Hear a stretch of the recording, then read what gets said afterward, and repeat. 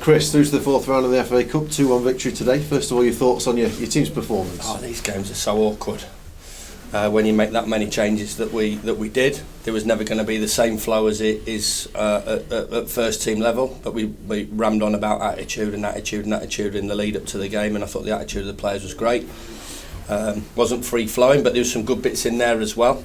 Disappointed with their goal, and they obviously smelt a little bit of a cup upset, but we did enough. As I said, difficult game because you're expected to.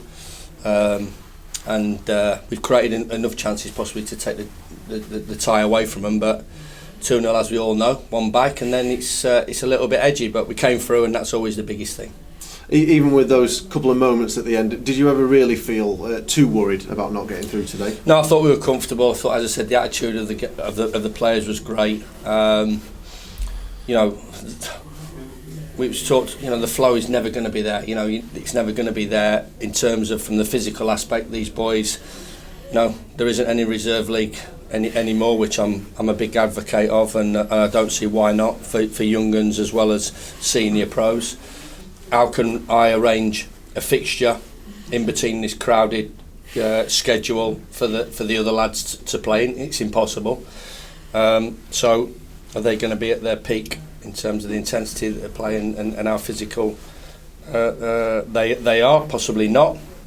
But it was, as I said, it was always a dangerous game, especially with what happened last year. And I really didn't enjoy that, even though it was a fabulous season for the football club and one of the best that the club's ever had. That was a real low part of it, and we were certain that our attitude and our play was going to be better than it was last year. We didn't deserve to go through last year, but I think we have done today. As I said, tight game, stubborn opponents, nothing to lose, and as I've said in my pre-match interview, they've got some players there that maybe from a Monday to Friday and a consistency level might have done a little bit better in their careers, being too critical of them, but on a one-off day they really raised their game and made it difficult for us. But getting through is key. And as I said before, looking at the schedule and especially looking at the two games that we've had, I had it in my head when the draw was made that I was going to play a really strong side, but there was no way I could have risked any of our players after the mileage, the distances that they've covered, and the sort of the intensity of the both games that we were involved in over Christmas.